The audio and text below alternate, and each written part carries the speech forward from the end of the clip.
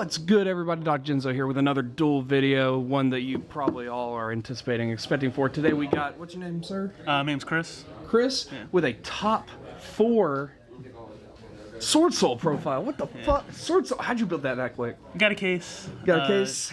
Thankfully the case came for itself, but yeah, I did get a case, and you got a lot of good stuff in your binder from extra stuff in that case. Sure did. So I wanted to play it early because I know not many people are gonna be playing it. Nobody else is playing it today, so I did want to play it early. So. All right, sounds good. All right, let's get into it. All right, guys, let's get into the profile. Okay, so start with, we have 2 Taya.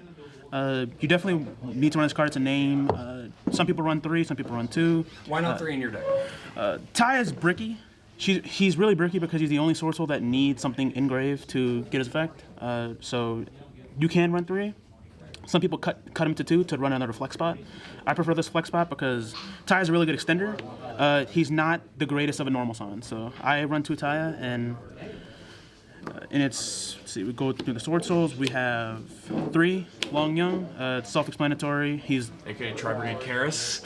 yeah, he's your main extender. So good. You have to play him at 12, and the thing that's really good about him is that he burns for 12. Him burning for 12 is actually insane. It's really good for time.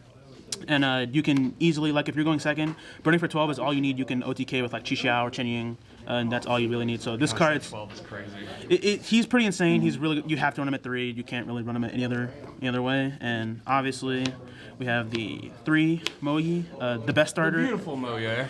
The best starter in the deck. You have to run at 3. She gives you card advantage, and she makes a token without having to lose any card advantage, which is important. So you can summon her, reveal. She's the only one of the mains that actually makes something without losing a card, and ties case advantage. So she's pretty strong. You go in the Xiao, and you can chain block Xiao, and you draw. So you get two cards from this card. So Moyi is an insane starter. That's crazy. Mandatory at 3. You can't really run less. And then the flex plot that I'm running for Taya is 1 Ecclesia. I know a lot of people. I have 3 Ecclesia, so it's not like I'm just running because I don't have it. Ecclesia is not that great in the 10E build.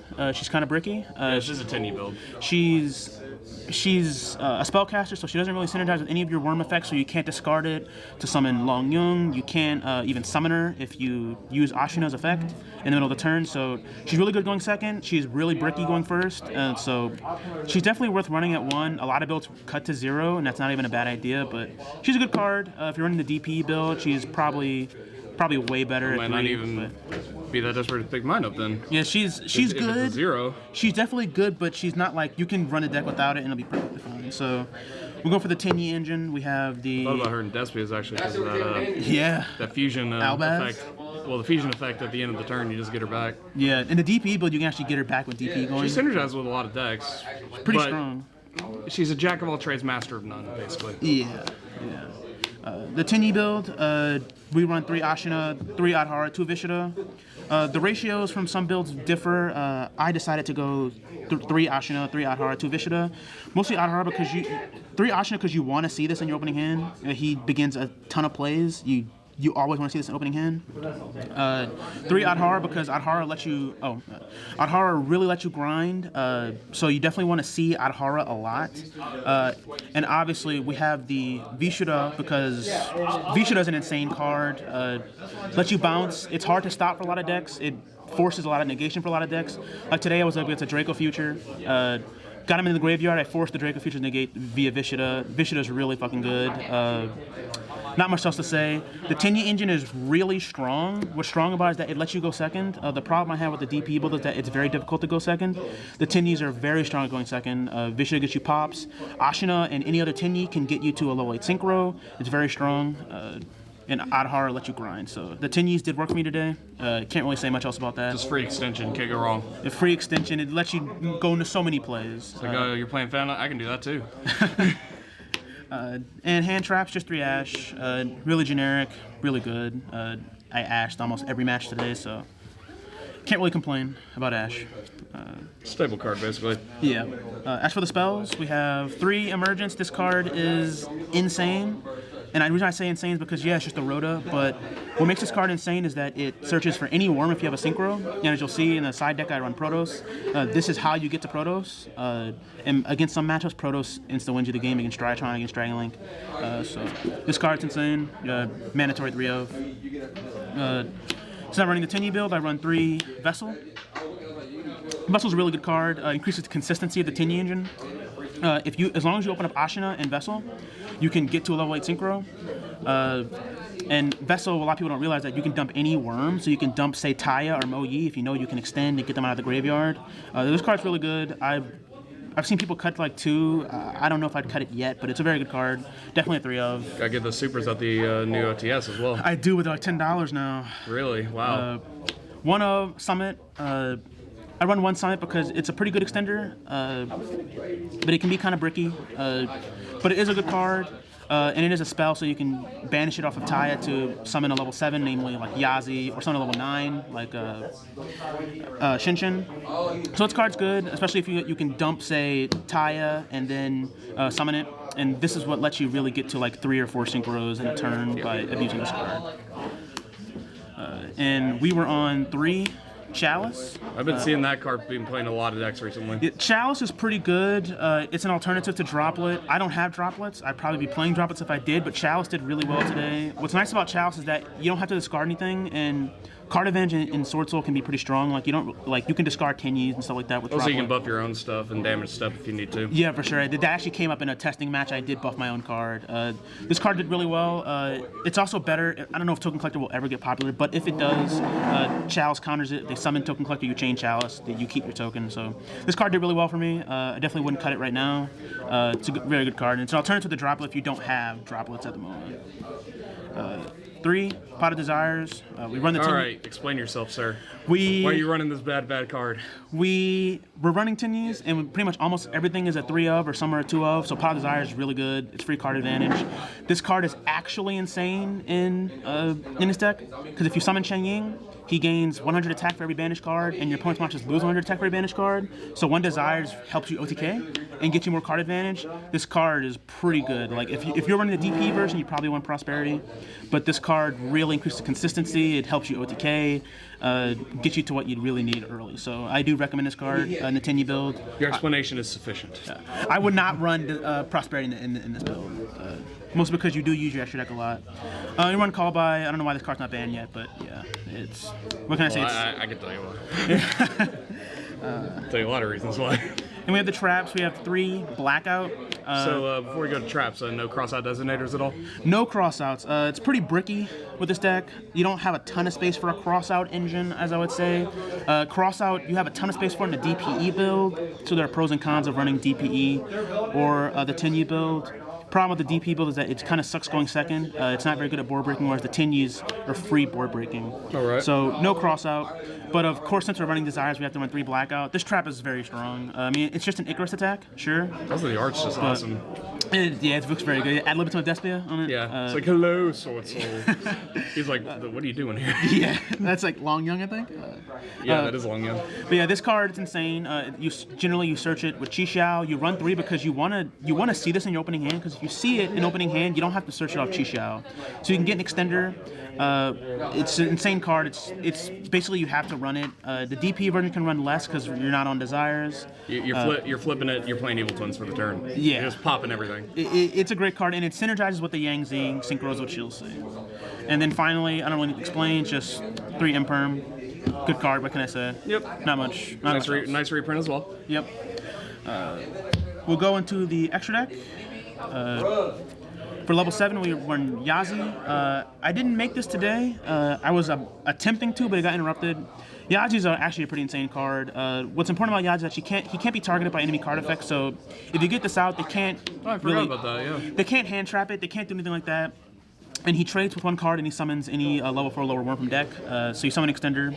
This card's really strong. I didn't make it today. I don't know if I would cut it because I would have made it and it would have done really well. So we'll see how it does. For level 8 starting, we have the 2 Chi Xiao. I say this is mandatory. Chi Xiao's pretty good. I've been hearing stuff. I've been trying to build a deck as well today, trying to get some stuff. I've been hearing conflicting, running 1, running 2. What's your reasoning for running 2? 2 Chi Xiao because this deck can grind pretty well, and Chi Xiao You definitely want to start with a Chi-Shao, especially if you're going first, so you can search out your back row or an extender. If you're going second, you might go for Bashia or something like that. But the second Chi-Shao deck does come up. I do think you should run 2, but you can definitely get away with 1. Going second, you might not make this card at all, but going first, you might go through 2. And if you don't have a Baron, you're definitely going to be running 2. Yeah, if you don't have Baron, you'll probably just go for 2. So this card is really strong. Baron's stupid expensive. Baron is like, let's say 130. It's insane. It's in a shit set, I guess. Duelist packs, man. Duelist packs. Get you every time.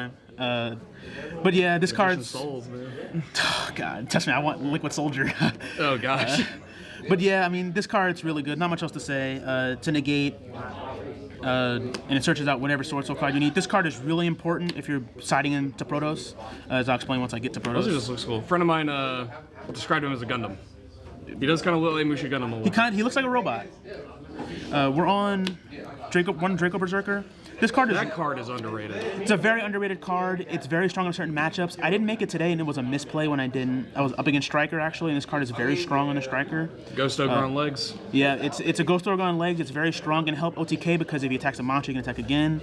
This card is very good. It's a pseudo interruption because he doesn't negate, but he banishes. Very strong on a Striker, very strong in certain decks. This card is pretty good. And I don't know if I'd cut it because you need Worm Synchros, mostly because if you're on Ashina locks into Worm, so you need to fill your deck with Worm Synchros so you can extend into them if you Ashina. I believe he also buffs himself as well. He does, yeah. If he attacks and kills a monster, he buffs himself. So he's a pretty good card, very underrated. I remember playing him against one of the fossils whenever they were popularized, like the big dino, because it activates and then you're just like, okay, Ghost Ogre it. Yep, yeah, strong. 2 Baxia. This card is insane. 2 Baxia, huh? Pretty much any time Baxia can be played, I will play that deck. I think Baxia is an insanely broken card. In the Tenyi version, you do want to play 2 because it comes up very often. The Tenyi version can make a Chow thing going first, and that requires a Baxia, and you still want to have a Baxia to go into to break an opponent's board. Going second, you pretty much always want to make this over a Chi-Xiao first because you break their board and you can extend with it by popping something and summoning a Worm from Grave. Baxia is insane. You need to run this card. It's the reason why Worm Synchro decks are good. Spinning is just so powerful these days. Like, returning to hand used to be powerful. It's not that much anymore. Spinning is insane. Rise is $40 for a reason. Spinning is just insane. Pretty much every time you spin, like every deck doesn't want to have their card spin back to deck. So it's just a good card. And I have my secrets back in New Orleans, but don't have them yet. Crimson Blader. I didn't make this card today. Oh gosh, not PTSD about that card. Oh, this card is pretty good into the mirror and against certain decks like Flunderies. If you kill a card with it in battle, they can't summon level 5 or higher for their next till the end of their next turn. This card is a game winner against some decks, like in the mirror match. I didn't have any mirrors, or against Flunderies, or any deck that doesn't mainly make Xyz and stuff. So this is a very good card. I didn't make it today. Didn't come up. Good against Kaijus as well. Yeah, very good against Kaijus. Yeah. We have the 1 Dragite. I didn't make it today either. Dragite, interesting. Dragite's basically it's just spell trap negate. I do think you should. Moya is water, isn't she? Moya is a water, so you just get Moya in your grave, and this card's a free spell and trap negate once per turn. Pretty good card. Not much to say about it. If you have a cracked hand, you want to make this going first, and it's a pretty good card. Not much I can say about it. Then we have the Chaofeng. Chaofeng's insane. You can make this turn 1 if you have 2 Tenyis or Ashina plus Vessel. Then you can lock out lights. So this card against Drytron is an OTK. Against Dragon Link is very strong. You can also pop it with SWORDSOUL Blackout and search a tuner for follow-up, or search Ash for an interruption. So this card is very, very strong. You definitely want to run it as a 1-of. It's very good. Then we have Ruddy Rose. I didn't make it today. I did not make Ruddy Rose today, but Ruddy Rose is very strong against... I've been seeing a lot of people try to run this in their extra deck. Some people have been running it. Some people say you could cut it. It depends on the matchup. This card is very good against certain decks, like against PK. Say you go second, you break their board, you make this, and then they're done because their follow-up is from Grave. Against a lot of decks, this card comes up. It's Banishes Graveyard. It's a very good card. I didn't make it today, but I'll probably keep it in. I wouldn't cut it for now. And then we have Cheng Ying. Cheng Ying is a really insane card, actually. Some decks don't have an out to this. Art. Yeah, such good art. It's sick art, and a lot of decks don't have an out to this. Basically, Monster Hunter. That's good. That's not War Rocks. Yeah. Whenever he's going to be destroyed, you can banish and on 9 once per turn. So your opponent has to answer this card. He's got an insane attack, and what's really insane about this card is that whenever a card is banished, he can banish something on the field in the opponent's graveyard. I banished a Draco Future with this. It's a non-targeting banish. It's very, very strong. This card is really good. You pretty much you pretty much OTK. This is how you OTK, because if you bring him out, he's probably gonna be around 4,000. Today, actually, he was at 5,000 because I used Pot of Desires twice. So yeah, this card is really good. Asking for the biscuit there, huh? He's definitely how you OTK. So, and then of course we run Floor. Floor is the level 10. A lot of money there. Yeah, this card's jacked up in price right now, but you definitely, this card is very strong. It's an Omni Negate and a pop once per turn. You want to make this going first. If you have an Ashen, you want to make this card. It's one of the few cards in the deck that says no to anything. Very good card, not much else to say about it. And then we have the Tinyis. We have the 2 monks. They're required to get your Tinyi effects. And we have the Shaman of the Tinyi. Shaman did come up today, a lot actually. Shaman's very strong for extending. Oh yeah, 100%. A lot of people misread this card because they say like, oh, well, this card is bad. You can't use the effects of Monster Person from the extra deck unless they're Tinyi. But if you summon a Synchro from the graveyard with it, they can use their effect because they're not summoned from the extra deck. Yep. So this card is pretty good. It's a great extender if you get hand trapped. Then you can go for like a. You're not running the Link 3 at all, or the Link 4? Not running the Link 3 or the Link 4. I've heard. I kind of want to test them out, but the extra deck space is a little tight. Like you can definitely cut some things, but yeah, this is the Tinyi engine for now. I've been noticing a lot of decks with Link 1s are just super good right now. Link 1s, they're really broken because it's something that you can do to extend your play that your opponent can't really stop all that easily because you just link it off. So we'll get into the side deck. 3 droll. We are doing a side deck for this one, folks. I'm going to start doing side decks more. Normally I don't do side decks, but but I'm trying to do it more, so you're good. There's not much to say else about droll. Auto win against Drytron. Auto win against Drytron, Dragon Link. It's droll's better the more degenerate a format is, so not much to say. We have the 3. If he was a Wing Beast, that card would be like limited like now. Like, yeah, Wing Beast, that'd be insane. I can't believe it's not a Wing Beast actually. We have Tribergoat? It's like, oh gosh. We have the 3 Lancia. I didn't side it in, but Lancia is pretty good in general against a lot of things. Almost not a win against Tribergoat, pretty much. Yeah, it's very strong against Tribergoat, so that's why I had to run it. It's pretty good. The best card in the side, Protoss. Yep. This card is absolutely insane. If you don't know, it goes a match on legs, pretty much. It goes a match on legs, and once you get against certain decks, the card's an auto win. Today I played against Dragon Link. Why don't you explain what it does for the good audience at all? Sure. So Protoss, you can summon it out by banishing 3 worms from the grave, and they have to have different attributes. So naturally, the deck is all different attributes, so it's very easy to summon. And once it's summoned, you can declare a card effect of a card on the field. It destroys all those cards. You can declare an attribute of a card on the field. It destroys all those cards, and then your opponent cannot summon any of those monsters that have that attribute. So, and he can't be destroyed by card effects, so he can't destroy himself. Right. So today, for example, I was up against Dragon Link. I summoned him. I called Dark. He didn't destroy himself, and the opponent basically couldn't play. We're getting stares over here from the other table as well. Yeah. It's a lingering effect. So if they negate it, it doesn't matter. It's still active. This card is insane, and it basically punishes decks for not running hand traps. It punishes decks for running only Dark Ruler or Droplets because they can't negate this. So against Drytron, this card's insane. You can pop your Chi Xiao to get the effect. Against any dark deck, you just call it. Since he's dark, you just call dark. Against like Lyralist, you can call Floor. You summon Floor first, and you can get his effect that way. And you can call. So you can get to a lot of attributes in this deck because they're all different attributes, and you can lock your opponent out of playing. This card's insane. Generally, you'll search it off of using Emergence. Emergence can search any worm as long as you have a Synchro on board. So that's how you'll get to it. So that's why it's only a 1-of. Searchable side deck card. That's nuts. It's a searchable floodgate. So yeah, it's very easy to summon. So this card is insane. Start back up. Okay. And just back row hate. Twin Twisters, Harpies. That's a lot of back row hate. It came in handy because I played against Striker in round 2. Twin Twisters won me. I lost the first game, but Twin Twisters won me the next 2, so I can't really complain about this card. So why not Cyclone? I didn't have enough time to put it in my side deck. I kind of wanted to put Cyclone in, Cosmic Cyclone, because I thought I might run into Eldritch, but I didn't. And if the Heavenly Prison card gets popular, then this card gets much worse. Sphinx Duster, so you might want to run evenly. But the Twisters did come in clutch. They did win me against Striker, so can't really complain. And then we have the Reboot, because this card's broken. And we have 3 Solemns if we're going first. This card was good. I did side it in against every time I was able to side going first. It's basically protects your back row, protects against drop, like protects against Dark Ruler. If you go first, like in a game 3, and you open Solemn and you put down your 2 synchros or 3 synchros and some other back row, you pretty much win. There's not much they can do against this. Is it amazing? I don't know yet, because it takes up a lot of space for a card that's purely good going first, and you have to see it. So it's It could be some other thing, like it could be Strike, it could be Ghost Ogre, it could be a lot of things. Ghost Mourner. It was good today, and I'll probably keep it in for next week. That is SWORDSOUL.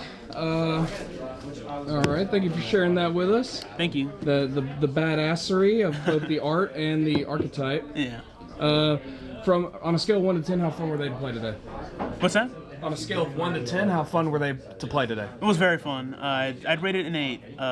The deck's pretty fun. I don't know how long I'm gonna say that way, because deck can be kind of linear. The DP build is very boring. The Tinny build is pretty fun. You have a lot of lines. It's very non-linear. So I do like the deck. It's very fun. I love synchro summoning. So any deck that can synchro, I will play. But yeah, the deck was a lot of fun today. I'm glad I came. All right, so we'll say that's an 8. All right, all right, guys. This is Doc Genzo and Chris on and off, guys. Y'all have a good one.